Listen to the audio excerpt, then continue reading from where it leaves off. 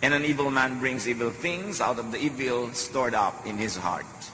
Kung ano daw ang laman ng puso, yun ang lumalabas sa bibig, lumalabas sa kilos, yun ang nagbubunga sa pang-araw-araw na buhay. Yung dati ay hindi nakikita, hindi nahihipong, iniisip lamang na emosyon, magkakaroon ito ng physical manifestation. Negative emotions become negative energies that block other energies, disrupting bodily functions and destroying tissues, causing disease. At ito'y sobrang dami ng patunay sa siyensya.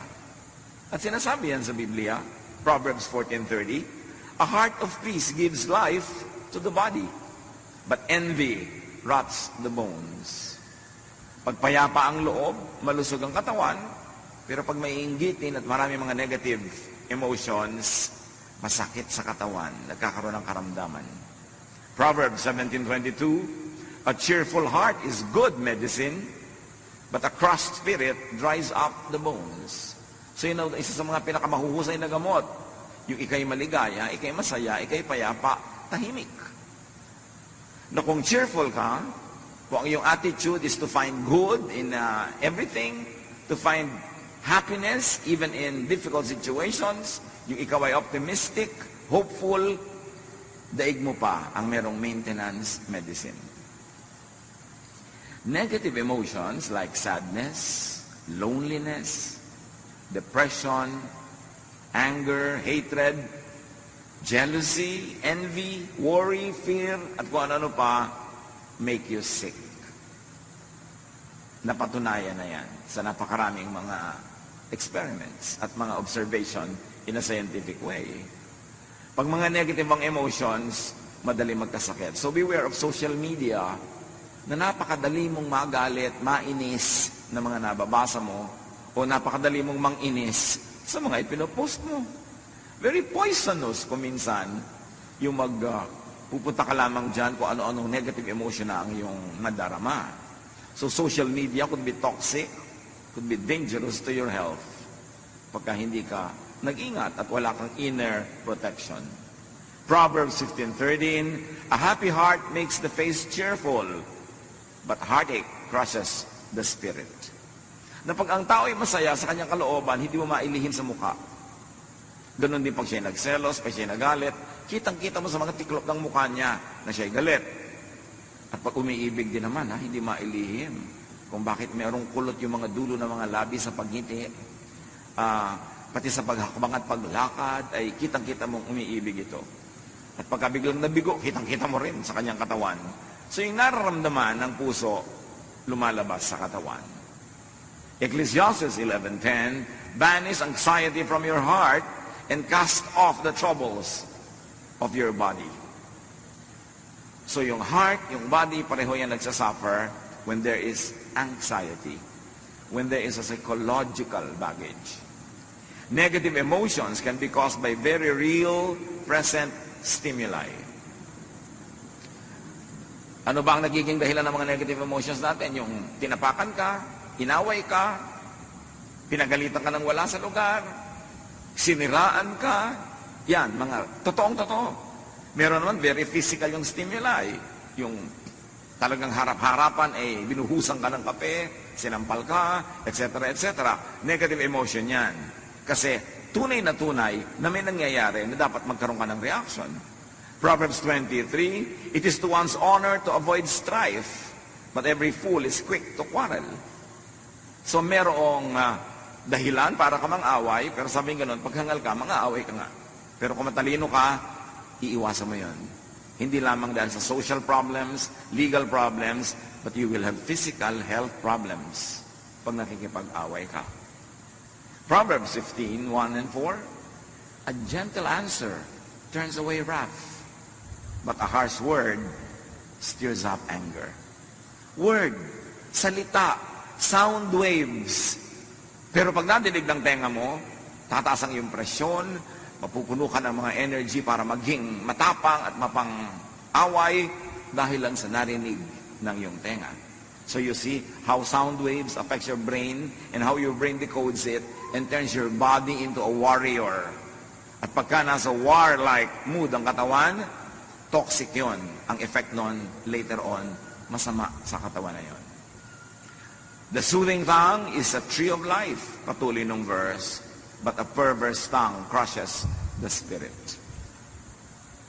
Napakadaling manakit ng damdamin.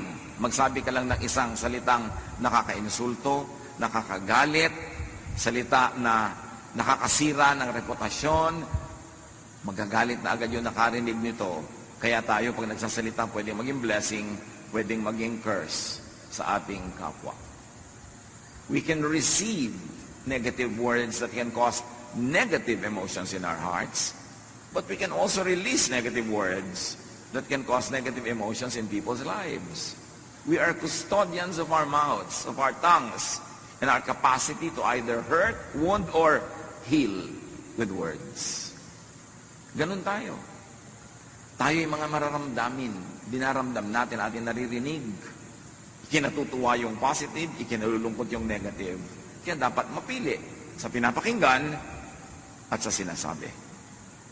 Negative emotions can be caused not only by real things that are happening, but also by thought, even without real present cause.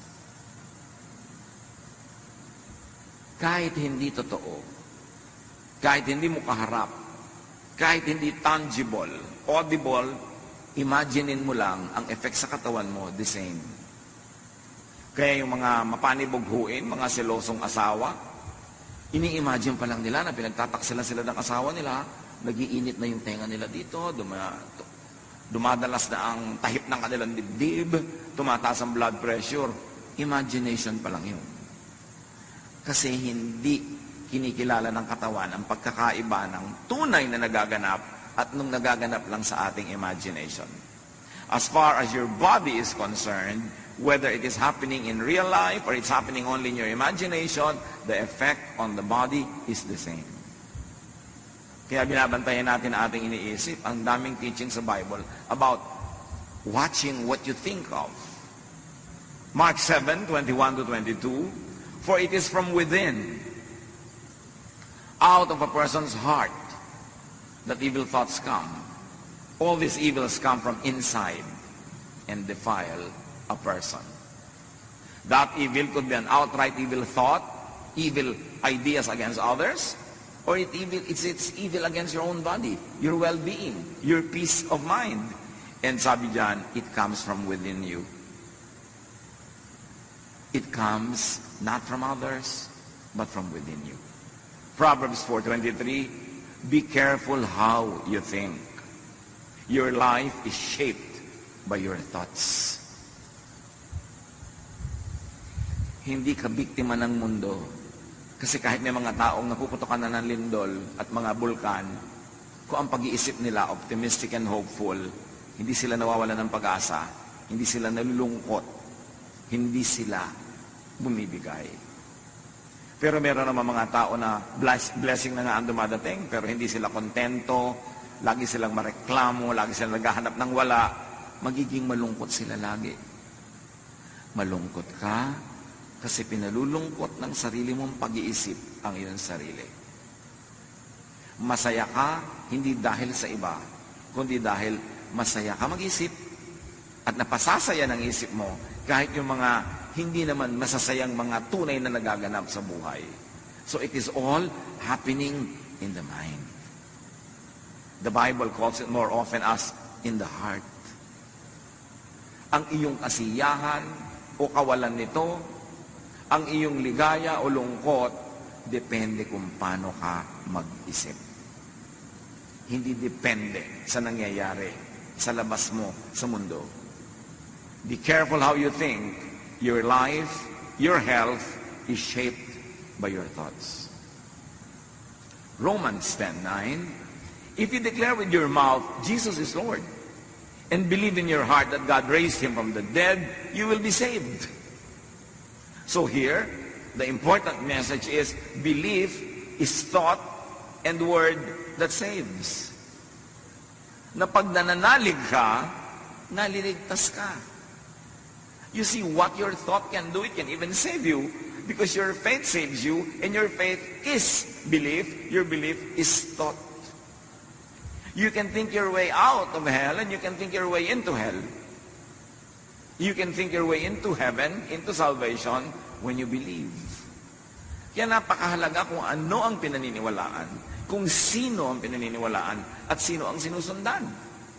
Kasi yun ang magbibigay ng hugis, kulay, at tunog sa iyong pang-araw-araw na buhay. Proverbs 23:7, for as he thinks in his heart, so is he.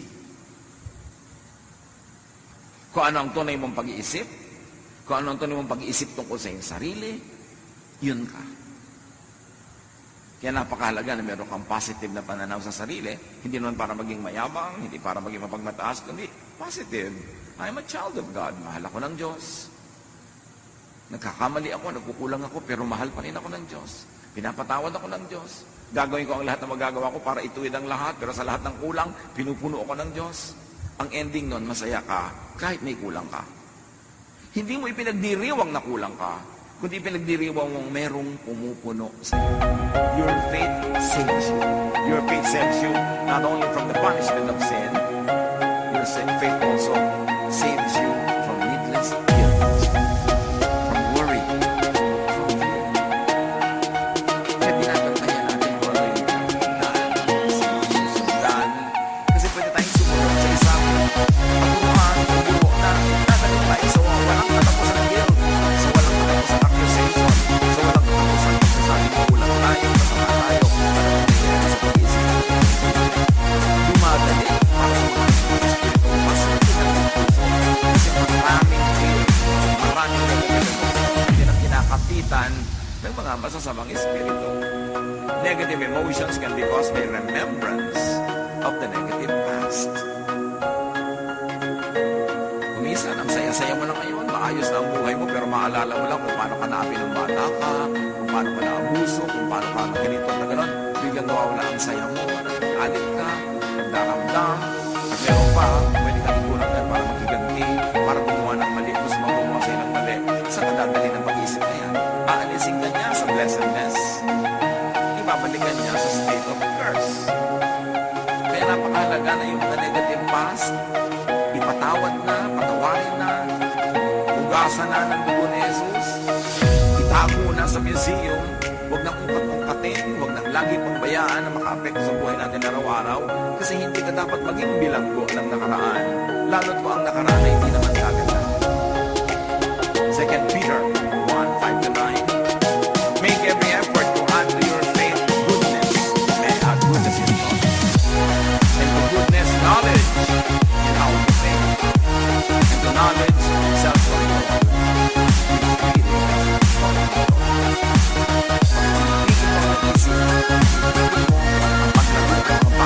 Karapat-dapat para ikaw ay mapasama, mapahamak. Pag nagsisimula ka na magalit, control your thought. Change the topic. Pag nagsisimula ka na uling lumabas na naman ng kutakot-takot ng mga negative things, control your thought. Because if you don't control your thought will control you. And as you think, you become. Kaya mayroong mga tao, sobrang magagalitin. Walang kakwenta-kwenta, galit agad. Kasi galit sa mundo. Kasi marami na siyang galit na inipon sa kanyang puso. Para kumbaga sa puso niya, isang baso, isang patak na lang puno na, aapaw na. Kaya kahit sino yung makapaglagay doon ng patak na nakaka-irritate sa kanya, aawayin na niya, makikipagkagalit na siya. Kahit walang kabagay-bagay. Kasi puno. Kaya dapat yan ipasa Diyos na, kalimutan ang mga nakaraan na hindi maganda, yung mga sama ng loob, yung mga itinatanim nating mga tampo, alisin na, kasi lagi kanyang pahihirapan. For if you possess these qualities in increasing measure, they will keep you from being ineffective and unproductive in your knowledge of our Lord Jesus Christ, the knowledge that brings you into peace. True knowledge of Jesus Christ brings you in a state of peace, of serenity, of love. Sayang ang religion na 40 years na, 35 years, 34 years, tapos hindi ka pa rin payapa, hindi ka pa rin tahimik, ang dali mo pa rin matakot, ang dali mo magalit, at ang dali-dali mong mag-guilty na parang wala kang Diyos na tagapagligtas, parang hindi ka mahal ng Diyos. Sayang ang lahat na yung pagpupagod sa mga religious activities. But whoever does not have them is blind, forgetting that they have been cleansed from their past. Tayo'y nalinis na, napatawad na, at mayroong isang one wholesale paglilinis at patawad. Nung tinanggap mo si Jesus sa iyong buhay, nanalig ka sa Kanya, tinatawad na ang lahat ng daladala mo ngayon, yung kahapon at dadaling pa sa kinabukasan. That's why you have passed from death to life.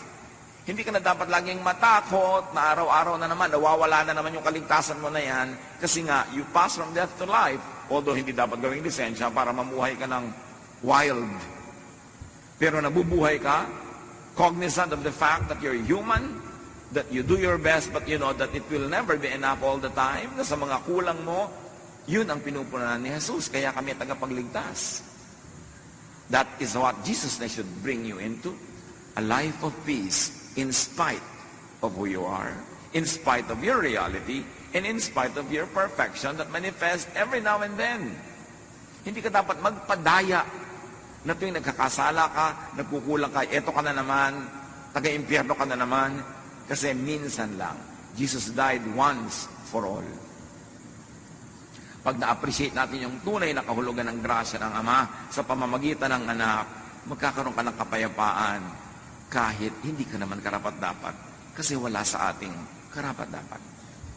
Kaya luwalhati ng Diyos yung kanyang pagliligtas sa atin by grace through our faith in the Lord Jesus Christ.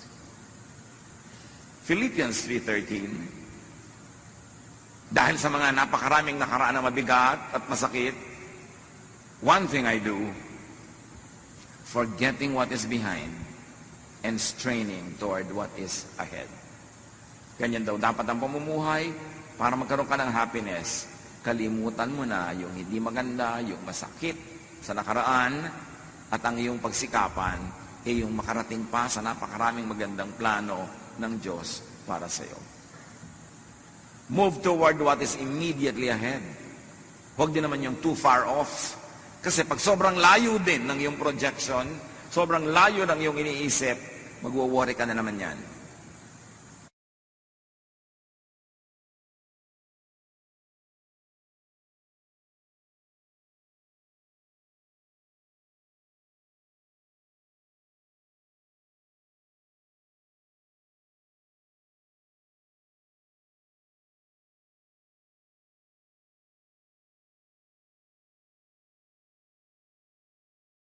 Permanent way. And that permanence is not dependent on your performance. It is dependent on the performance of Jesus on the cross. Kaya meron ka dapat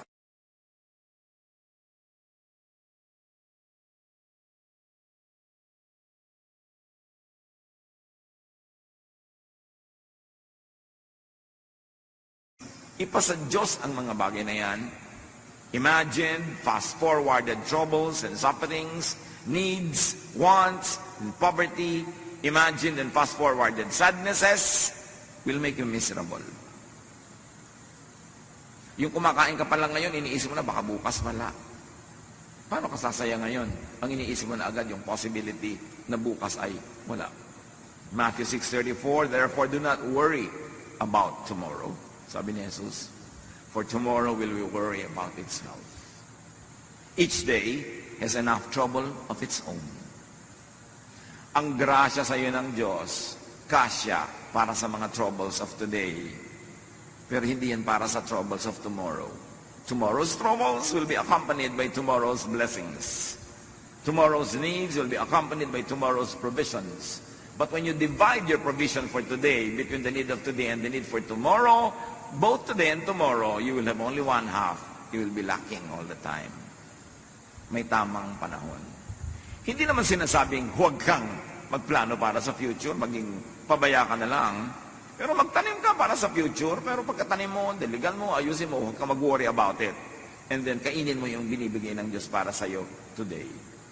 Proverbs 27:1, do not boast about tomorrow, for you do not know what a day may bring forth. So kung masyadong isipin nyo ang layo-layo pa, kasi hindi mo nga alam kung buhay ka pa pagdating ng oras na yun. Pinroblem tayo sa pa ngayon, nabawasan pa yung happiness mo na dapat for today, lugi ka. James 4:13-14. Now listen, You who say, today or tomorrow we will go to this or that city, spend a year there, carry on business, and make money. Why? You do not even know what will happen tomorrow. So meron kang general plan for the future, but you don't become too obsessed with it. May preparation ka, generally speaking, when it comes, but you don't destroy your today worrying about tomorrow.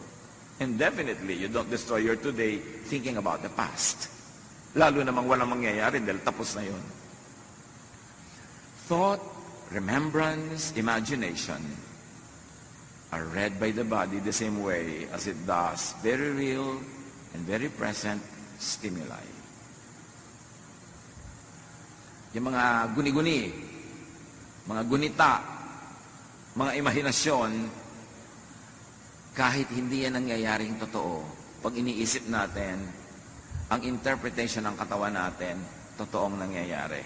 Kaya yung katawan, nagre-respond, sumasagot. Kaya kung iniisip mo isang bagay na nakakatakot, adrenaline is released into your bloodstream kahit hindi kailangan. Kaya pag nag-isip ka ng mga bagay na nakakatakot, nakakagalit, mamaya pagod na pagod ka, kasi yung adrenaline was released into your blood system. At ang ending nun, pagod ka. Bantayan ang iniisip. Yung mga nag-iisip ng problema, at least kung problema ang darating sa future, they suffer at least twice. They suffer now thinking about it, and they suffer pag dumating na yung oras na yun. Isa yan sa mga burdens ng pagmamahal. Pag may mahal ka, ang laging fear mo, baka siya mamatay. So kasama mo siya ngayon, baka siya mamatay. Pero buhay na buhay pa siya. So yung katawan mo, nagre-response sa idea na yon. Nalulungkot na siya, nagwo-worry na, tapos bukas baka siya mamatay. Iniisip mo yon. 50 taon mong kasama sa buhay. Isipin mo, 50 taon mong iniisip mo baka siya mamatay. So pag namatay na talaga yan, doon ka ngayon magre-respond na naman ng totoo. So 2 beses ka nag-suffer. Before and during. And the before could be a lot of days, a lot of years. Ang dami natin laging iniisip. Kaya kung minsan yung iba, nasa bakasyon, iniisip na ko pag uwi ko, baka marami kong problema. Huwag mo naman naisipin pag uwi mo na. Kasi nasa bakasyon ka, hindi ka nag-enjoy. Yung problema, ang iniisip mo, pagdating mo may problema nga, 2 beses ka nag-suffer. Paano kung pagdating mo walang problema? At least you suffered already once, imagining it. Yung pala naman, hindi mangyayari. Mga anak ng Diyos, isa yan sa mga dapat nating mapagsanayan to control our thoughts. Kung saan mo pinapayagang dalhin ka ng thought mo, doon niya dadali ng katawan mo, ang kalusugan mo, ang ugali mo at ang asal mo. The body reacts accordingly to your thoughts. Kaya tingnan mo, pagka ikaw ay seloso sa iyong mahal sa buhay, o selosa ka, kahit wala siyang ginagawa, inaaway mo na. Kahit wala siyang ginagawa, hindi mo man awayan, nakasimangot ka. Pag uwi, nakasimangot ka, wala kang gana. Kasi inimagine mo, meron siyang kalaguyo kanina sa mall. Imagination mo pa lang yun, pero naapektuhan na yung asal mo. Bibigyan mo asawa mo ng kape, malamig. Bakit malamig, dear? Pag-initan mo. Diba? Bakit ka ganyan? Kasi ini-imagine ko may kasama ka. Yung ganon. Pero hindi mo naman siyempre aaminin na may ini-imagine ka. Ang masama nun, yung wala naman pala, nagdusa ka na. Ngayon, kung meron talaga, sabi mo, Pastor, paano kung meron talaga? Doon ka lang magdusa. Pag nalaman mo na. Pero hindi mo pa alam, nagdudusa ka na, di ba lugi ka niyan? Paano ko pong mapaghahandaan? Wala naman talaga nakakapaghanda sa ganyan. Meron ba talagang napigil pagka gusto? Naku, hayaan mo. Gumawa ka ng buhay mo, masaya ka, productive ka. Para kung sakali mangyari yon, hindi ka pilay na pilay na pilay. Yan ang sinasabing, maganda ka sa future, pero don't be obsessed with the future. Yung paano po kaya pagka nagluko yung asawa ko, mga 10 years from now, ngayon in love sa akin, pero ang dami ko na pong nakitang pagkatapos, iniiwan yung asawa, ano pong paghahanda ang gagawin ko? Mag-gym po ba ako? Magpapasexy ako? Magpapaganda ako? Ang dami magagandang iniiwan pa rin. Gusto mo maghanda? Pero ipanalangin mo huwag matuloy. Hanap mo rin na. Marami pera ka. Para pag iniwan ka, hindi ka gutom. Ngayon, hindi ka iniwan, di doble pera nyo, masarap. Dapat nag-aanda ka, hindi yung negative na puro fear, wala ka namang ginagawa. Imagine, and you will feel. Imagine in your body experiences very physical effects of thought. Kaya yung halimbawa, matatakotin, Sa gabi, ayaw matulog mag-isa, ayaw patay ang ilaw. Sa kabilang kwarto, meron kang isang kasambahay doon na tahimik at masarap ang tulog, ikaw hindi. Bakit? Anong pinagkaiba? May multo ba sa kwarto mo at sa kanya wala? No. Magkaiba kayo mag-isip. Tinatakot mo ang sarili mo. Naku, amoy kandila. Mabuti nalalayo ang mga lamok. Kaya huwag ka matakot sa mga ganyang bagay. Paano mo kinokontrol ang isip mo o ikaw ang kinokontrol niya? Your body suffers, gets tired, and gets sick. Ayon sa opinion ng maraming mga health practitioners, napakaraming sakit ang aalis sa katawan natin kung positive lang tayo mag-isip. Kasi kung ikay laging takot, laging galit, bumababa ang immune system mo. May dumadaan lang na hatching ng kapwa, may sakit ka na rin mamaya. Kasi negative ang attitude mo, galit ka. Mahirap daw tabla ng mga sakit yung masasaya. At may mga experiments sa mga hospital observation, yung mga cheerful patients, mas mabilis tablan ng gamot ng mga protocols na ginagawa sa kanila kaysa yung mga taong naging negative. Kaya daw maraming dalaw, lalo yung mga dalaw, nag-aabot-abot ng mga pera, may daladalang prutas, mas mabilis gumaling. Pero yung may dalaw ka nga, tapos kakainin nila yung pagkaabutan nila sa kwarto mo, nabibinat, may sakit. Kasi emosyon mo, nakaka-apekto talaga. Yung doktor, dumadating pa lang, sasabihin agad, mukhang bang kaya doktor na ito, hindi ako mapapagaling. Paano katatabla ng administration niya? Negative na yung iniisip mo agad. Kaya may tinatawag na placebo effect. Isang grupo ng pasyente, pinainom ng gamot na hindi naman talaga gamot, kunwari lang. At yung isang grupo, pinainom din ng gamot na yon. Yung mga naniniwala na gamot yon, nanggalingan. Kahit hindi talaga gamot yung inom.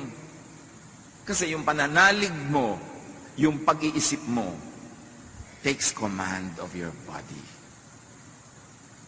That is the part of us that was made in God's image. There's power in our thought. There's power in our words. Kaya iniingatan din natin ating mga salita na hindi laging negative. Because by saying many negative things, we're actually praying in the negative. But saying very positive and encouraging and beautiful things actually are prayers. Even without the amen ending, prayer ang lahat ng iniisip at sinasabi ng tao. Hindi dinidelineate ng heaven yung statement, yung mura, yung prayer na formal at yung iniisip. Pare-pareho lang yung nagre-register. Kaya bantayan. Fix your sight, your attention, your thought on Jesus. Nagkakasala ka, nagkakamali ka, fix your eyes on Jesus. Not to abuse His kindness, but to lovingly and gratefully receive His grace. Hebrews 12, 1-2. We must get rid of everything, and I say every thought that slows us down, especially the sin, and if we may read it as negative thought or lack of faith, that just won't let go. And we must be determined to run the race that is ahead of us. We are reading the verse in the context of our topic because it could be read many ways. Dahil napaka-general and universal ng mga ideas that can find many applications in daily life. So we must get rid of every thought that slows us down, especially negative thought, lack of faith, na ipinagpipilitang maghari sa ating isip. We must keep our eyes on Jesus, who leads us and makes our faith complete. Colossians 3:2, set your mind on things above, on what brings peace, not on earthly things, or on what brings vexations and trouble. Psalm 94:19, when anxiety was great within me, your consolation brought me joy. You see, what do you focus on? Sabi ng Psalm 94:19, nung ako'y binabagabag ng mga alalahanin ko, ang pag-iisip ko sa inyo, ang pagtuon ng isip sa inyo, ang pagbibigay nyo ng ginhawa sa aking kalooban, ang siya ko nagiging lakas. So kanino ka nagpo-focus? There's the problem, but there is God. There is our weakness, but there's the strength of the Lord. There is our impurities, but there is the purifying work of the Lord Jesus Christ. Saan ka titingin? Pag tumitingin ka sa iyong asawa, iyong anak, magulang, kapatid, kapwa, kaibigan, Anong gusto mong tingnan? Yung work ng devil sa kanya? Marami yun. Bakit hindi mo tingnan yung work ng God sa kanya? Marami lalo yun. Para ka maging mapapasalamat and appreciative.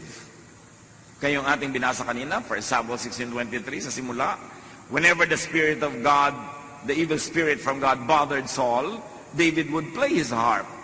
Saul would relax and feel better, and the evil spirit would go away. Read the evil spirit as vexation. Probably envy, because Saul was envious of everyone around him, especially David. And then David was playing the harp. Anong nangyayari? There was a non-threat. Relax si David, wala siyang hawak na armas, siya ay tumutugtog, wala siyang hawak na bato na ibinato niya kay Goliath. So there's relaxation. And when there is a non-threat, when there is relaxation, evil spirit goes away, meaning peace and rest come instead. Pag inanalyze mo yan, in a very physical way, what drives away the evil spirit?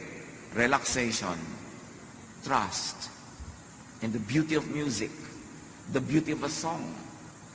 Kaya napakahalaga ng arts sa buhay natin. Kasi pag tayo nakakakitian ng magagandang bagay, nakakarinig ng magandang musika, pagka tayo ay naliligid ng mga taong nag-i-inspire sa atin na mag-relax, kasi sila ay non-threatening, non-competitive, what happens? Evil spirits go away. Whether those spirits are actual spirits or emotions that are very, very negative, that poetic writers of the Bible call evil spirits. Whether they are real evil spirits or symbolic, the same effect happens. When you relax, your demons go away. Kaya sa lifestyle natin, maganda naman na tayo ay busy, maganda na tayo productive, maganda na tayo maraming ginagawa, pero dapat marunong ka magpahinga. Kasi pag hindi ka napapahinga, pinamumugaran ng mga masasamang espiritu ang iyong utak. Kasi yung kulang ka sa tulog, kulang ka sa pahinga, madali ka magalit, tapos nagsiselos ka pa, nainggit sa iba, kay dali-dali mong akitin ng mga masasamang espiritu para pumasok sa isang magulong pag-iisip. At habang gumugulo yan, lalong dumadali sa kanila, naguluhin ka pa ng guluhin. That's why that trend has to be reversed. The cycle has to be escaped from, the cycle of negative feeling and negative ideas. At gawin itong positive. Romans 8:6, the mind governed by the flesh is death, but the mind governed by the Spirit is life and peace. Mind. Our mind is the biggest battleground. Pag natalo ka na sa loob ng isip, matatalo na ang iyong katawan, matatalo na ang iyong ugali, matatalo na ang ginagawa mo sa labas, at pakikitungo sa iba, talo ka na. Ang nananalo sa spirit, sa isip pa lang. Our battle is not against flesh and blood, but against powers, against principalities in the air, or if you like to say it, principalities and powers in the brain, in the mind. Yung mga umaagaw sa atin, sa ating pag-iisip, sa ating value system, sa ating behavior. Negative emotions make the body go in fight or flight mode, marshalling and expending precious energy, and they cause stress, imbalance, illness, and damage to the body. Mga kapatid, kung meron sa ating sakitin, may dumaan lang na ibon, may sakit ka na. May konting alalahanin lang, sobra ka ng inuubo. Laging masakit ang ulo, masakit ang bewang, masakit ang paa, masakit lahat. Paki-review ang paraan ng inyong pag-iisip. Baka kayo malungkutin, madrama, masuspetsa, maselos, lalo mainggitin. Napakarami mga mainggitin, lagi may sakit. Hindi nakakapagtaka yun. Kasi ang inggit, parang anay yan na kumakain sa loob ng iyong puso. Magkakasakit ka. Hindi ka pwedeng mainggitin na hindi ka nagkakasakit. Kasi pagka tuwing umaasenso yung buhay nyo ng kapwa, sumasama ang pakiramdam mo. Mayroon nga mga Korean na nagsabi because of their excessive progress or so-called materialism daw ngayon, whenever the house of your neighbor gets an extension, you have a heart attack. Dahil nagkakainggitan. Mayroon sobrang kompetisyon. Pag ikinalulungkot nyo ang pag-asenso ng kapwa, kakasakit kayo. Pagka gusto nyo masama ang mangyari sa kapwa, bago pa makarating sa kanya yung masamang thought, nasa loob na ng isip nyo, mangyayari na yun sa inyo in many ways. Anger, jealousy, envy is like acid. It destroys its container before it could destroy others. Kaya bantayan natin ang ating isip kung ano yung pinaglalagay natin dyan. Kasi dyan nagsisimula ang ating sakit o paggaling. Importanteng kontrolin yan.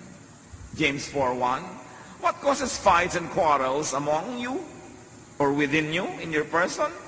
Don't they come from your desires, from your feelings that battle within you? So you see, feelings that battle within you cause a lot of imbalance and it will cause a lot of problems.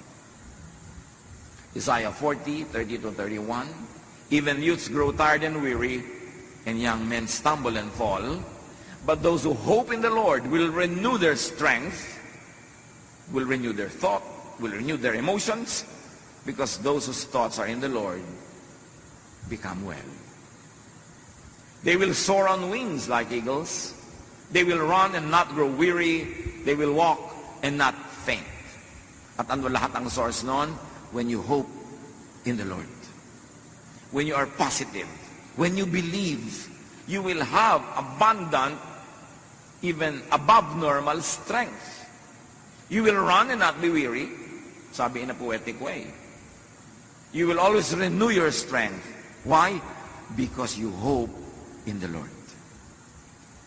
Nananalig ka, kumakapit ka sa Panginoon, madilim man, sumusunod kang nakakapit sa Kanyang nagtitiwala, dumadaan ka man sa mga hirap, alam mong may pag-asa, at lalabas ka rin dyan sa lalong madaling panahon. These are the people who emerge from their troubles.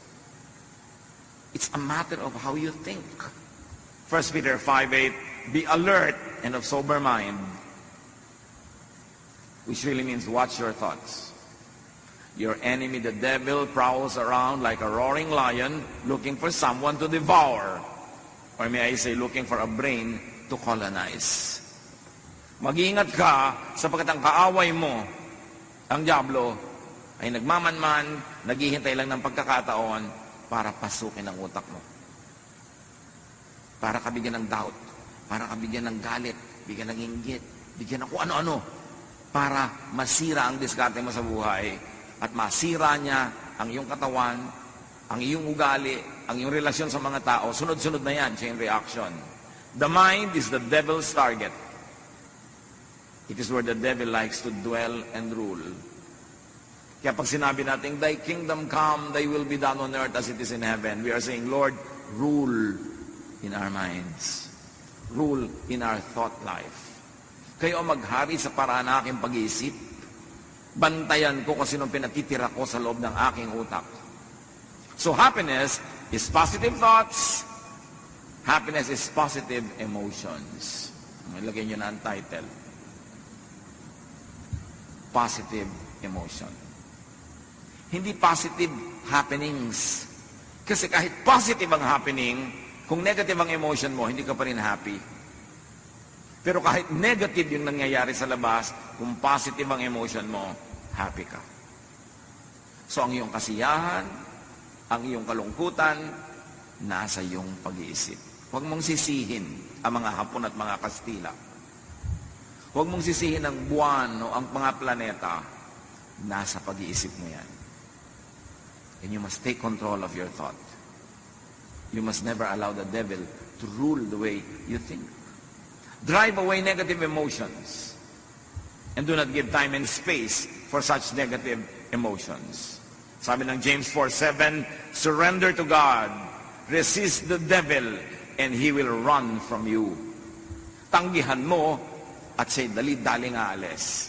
Hindi mo kailangang makipag-away sa kay devil, hindi mo kailangang makipagbuno sa kanya, tanggihan mo lang.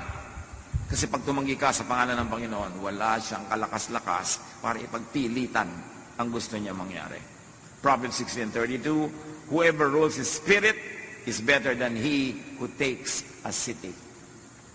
Ang tunay na kapangyarihan at lakas ay hindi yung makapagwagi ka ng mga digmaan at magapi mo at ma-occupy mo ang mga cities. No, ang tunay na lakas yung nakokontrol mo ang iyong sariling isip. Na pag naliligaw na yung pag-iisip mo, nagagalit ka na, umiimbento ka na ng mga kung ano-ano, pinipigil mo ang sarili mo. Hindi mo pinapahayaang mamulaklak, lumago, yung ganun mga negative thoughts. So very importantly, forgive the past. As if the past was a person. Forgive others. And also forgive yourself. Kaya maraming relihiyosong tao, mas nagiging sila, hati ang loob. And so many religious people, even the religious leaders, see psychiatrists. This is a fact. Because many religious people, laging hati ang loob. Kasi meron silang iniisip na moral standards na dapat nilang maabot. Tapos alam nila yung katotohanan ng buhay nila na hindi nila naaabot. Nagkakahati-hati ang loob nila. Nagpapanggap sila, nabubuhay sila sa pagkukunwari. Lalong nahahati ang loob nila. Lalo sila nagkakaroon ng mga psychological and emotional sicknesses. Kasi hindi nila nare-resolve na yes, God is holy. Yes, God is perfect. Yes, God is sinless. But God remembers that we are dust. Not a license to abuse it, but whenever your best falls short of God's glory, you know that God's Son, Jesus, His blood cleanses us from all sin. You know that when your best is not enough, it is filled with the grace and kindness of God. So you know that at any state in your life, whatever your actual spiritual accomplishment is, or lack of it, God loves you, and God takes care of you. Yun lang ang nagbibigay ng peace. Pag yan ang naunawaan mo sa iyong religiosity, yes, banal na banal ang Diyos, pero ang Diyos manaalala ng ikaw ay gawa sa lupa. Natatanggap mo yun. Hindi mo inaabuso, hindi mo ginagawang lisensya para sinasadya mo ng magkulang, pero alam mo sa iyong mga pagkukulang, pinupuno ka ng Diyos, doon ka lang matatahimik. Kaya pag hindi naintindihan ng tao yung Jesusness, the love of Jesus, at kung misinterpret na yun as a wrong teaching, encouraging sin, which is of course not what it should be. What it should be is God. Magiging pabigat ka sa kanya. Magiging pabigat sa kanya ng religious membership and even the religious ministry.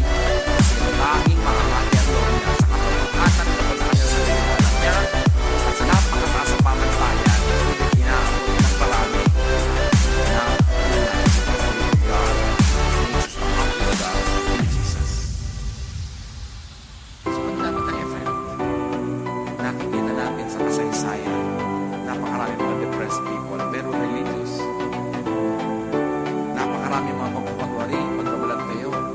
Kasi ang hindi nila nauunawaan, aside from God is holy, is that your faith, by the work of Jesus, makes you holy. That it heals all the kulang. Pero lagi kong itinindinin na hindi yung lisensya.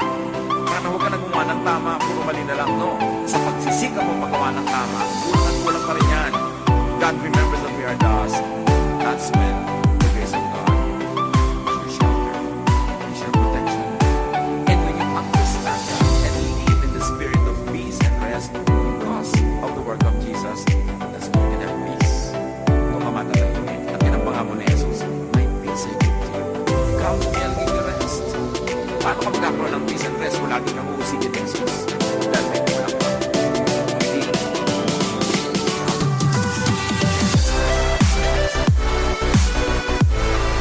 Ephesians 4:31, get rid of all bitterness, rage, and anger, even that which is directed against yourself. Kasi marami mga tao bitter against themselves, overly guilty about their imperfection. Ang nangyayari, nahahati sila. Nagkakaroon ng schizophrenia. That's why many religious people are psychiatric cases.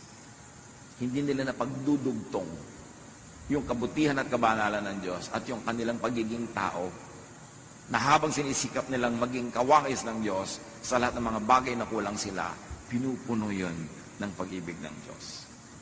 So sabi, be kind and compassionate to one another, forgiving each other, just as in Christ, God forgave you. And of course, you should never fail to include yourself. Be kind and compassionate to yourself, forgiving yourself, just as in Christ, God forgave you. At ganon din ang gagawin natin because you have to love your neighbor as you love yourself. So you are kind and compassionate and forgiving also to your neighbor. How else do you have happiness through positive emotions? Do not worry about the future. Worrying will not help.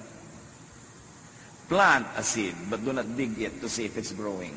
Plant it, take care of it, and then go on with your daily life. Philippians 4:6-7, do not be anxious about anything, but in every situation, by prayer and petition, with thanksgiving, present your requests to God. And I'd like you to focus on the thanksgiving, because the thanksgiving is how Jesus prayed. I thank you, Father, that you heard me. Ganun na agad.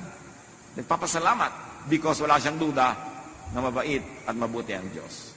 At ano daw ang bunga pag ganon? And the peace of God, which transcends all understanding, will guard your hearts and your minds in Christ Jesus. Malinaw yung transcends all understanding.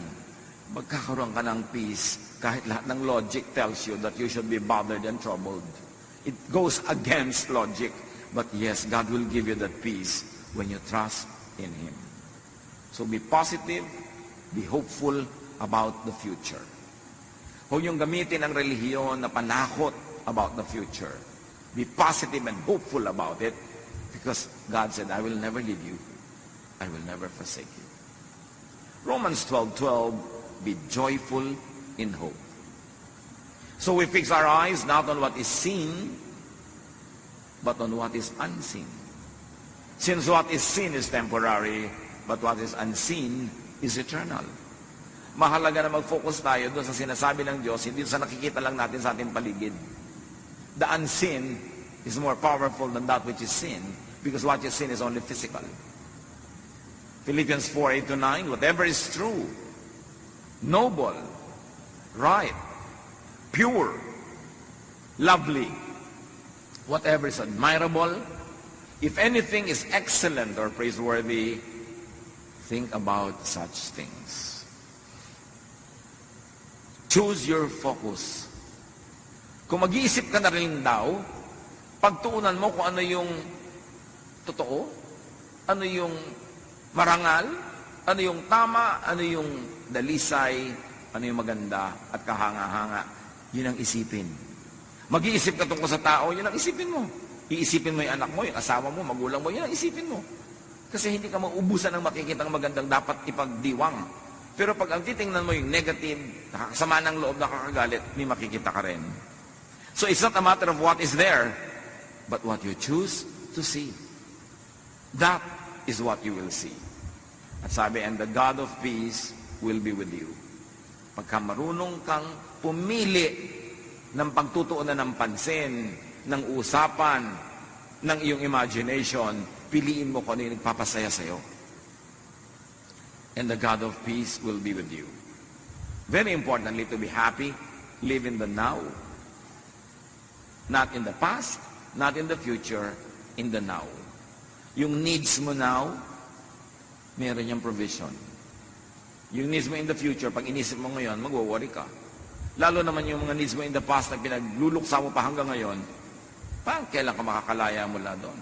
Psalm 118:24, this is the day that the Lord has made. We will rejoice and be glad in it. This is the day we will be glad in it. I will not worry about tomorrow. I will not mourn about the past. I will live in the now. Because God's provisions for now is all more than sufficient for now. Lamentations 3:22-23, the steadfast love of the Lord never ceases. His mercies never come to an end. They are new every morning. Great is your faithfulness. So the love of the Lord is new every morning. The mercies of the Lord are new every morning. The provisions of the Lord are new every morning. So tomorrow morning, you will receive those provisions. Don't worry about it now. Let others also enjoy positive emotions. Set others free to enjoy positive emotions. Meaning, huwag ka naman mang-ashar. Huwag kang manggalit. Huwag kang manginggit. Huwag kang gumawa ng mga bagay na ikaiinis, ikagagalit ng iyong kapwa. Maawa ka rin sa kanya. Kasi bawat tao, survivor. Hindi mo alam kung anong pinagdaanan niya kahapon. Hindi mo alam kung anong pinagdaanan niya kahapon, nung nakaraang taon, nung nakaraang 10 taon. So payagan mo naman siyang sumaya ngayon. Kung pwede mo siyang huwag guluhin ngayon, huwag mo na siyang guluhin. May namatay, halimbawa, alas 9 ng gabi, malayo yung namatay, kailangan mo pa talagang sabihin doon sa mga tao today, mismo ngayon, namatay si ano, hindi na sila makakatulog buong gabi. Ba't yun nilang bukas? Total patay na. Hindi naman sila yung embalsamador. Hindi naman sila yung aayos ng mga arrangement. Ibabalita mo pa ngayon, maawa ka naman, patulugin mo na lang bukas na ng umaga. Pwede ba? Kasi wala na namang maiiba eh. Hindi lang siya makakatulog buong gabi. Meron tayong mga komisan, makapagsalita ka lang, makapagbalita ka lang.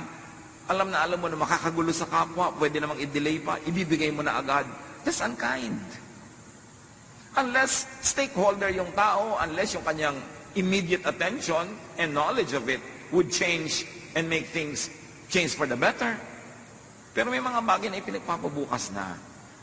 Kasi naaawa ka doon sa taong hindi na lang makakatulog ngayon. May mga bagay na hindi mo na ikinukwento. Yung mga, alam mo ba, doon sa kabilang mesa, pinag-uusapan ka, ganito ka daw, ganon. Ano magagawa niyo doon sa mga matatabil na dila na yon?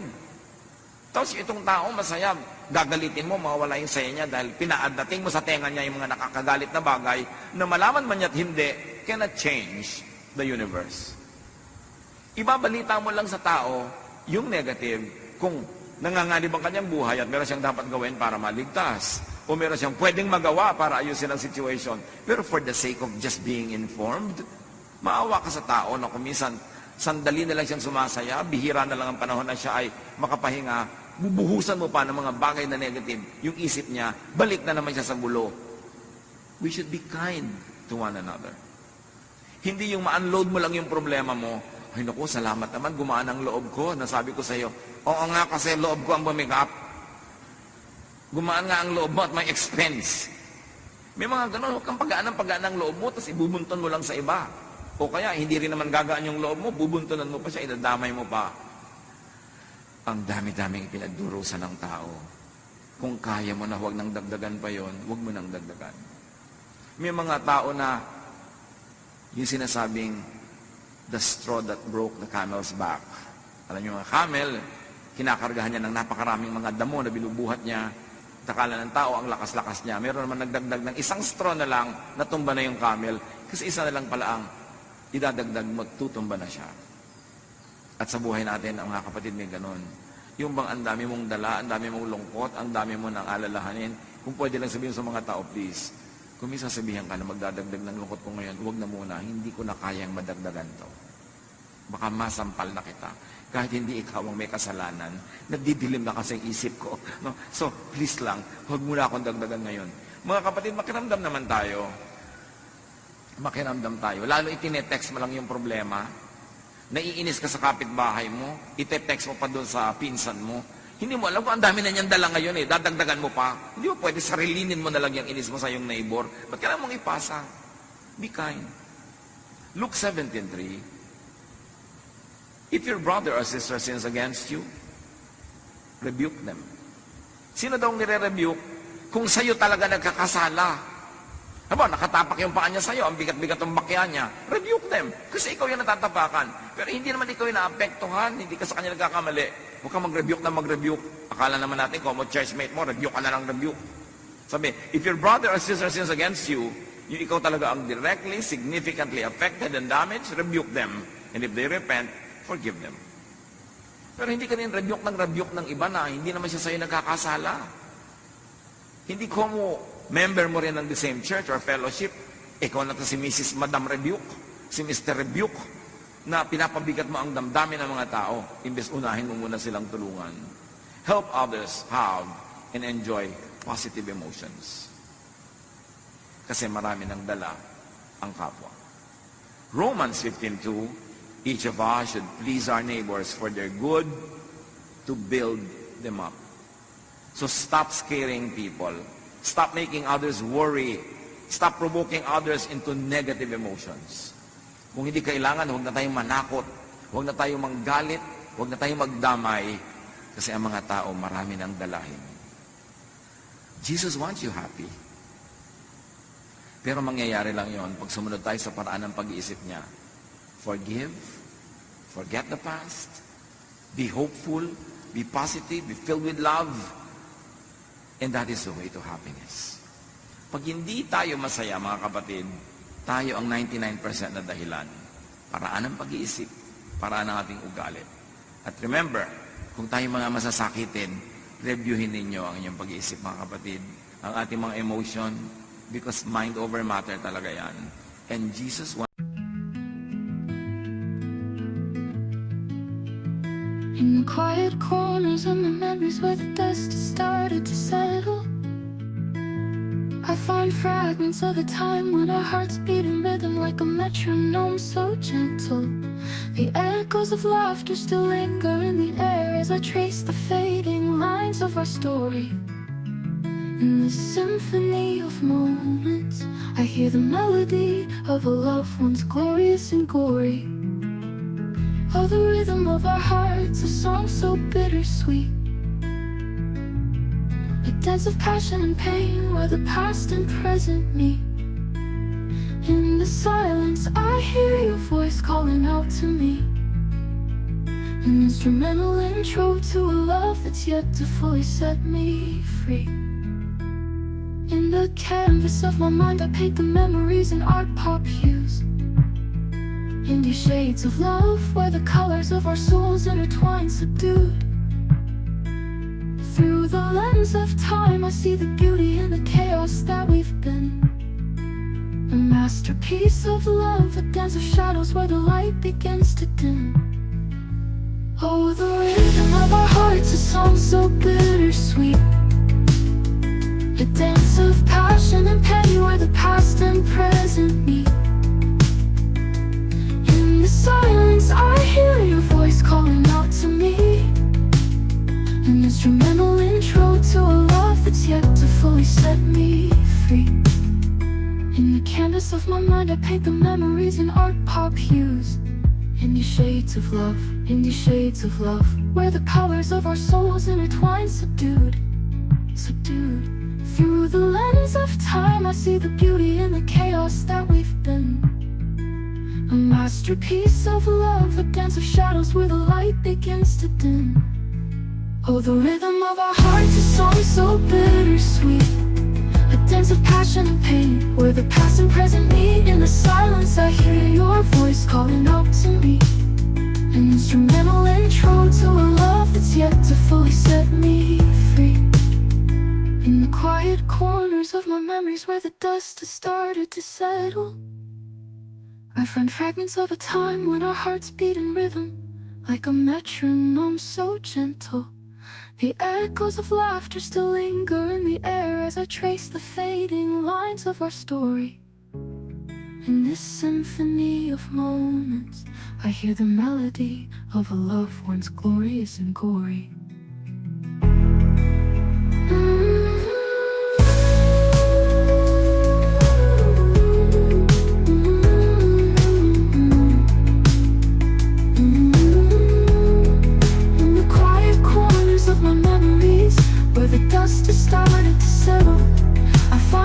Of a time when our hearts beat in rhythm like a metronome so gentle. The echoes of laughter still linger in the air as I trace the fading lines of our story. In this symphony of moments, I hear the melody of a love once glorious and gory.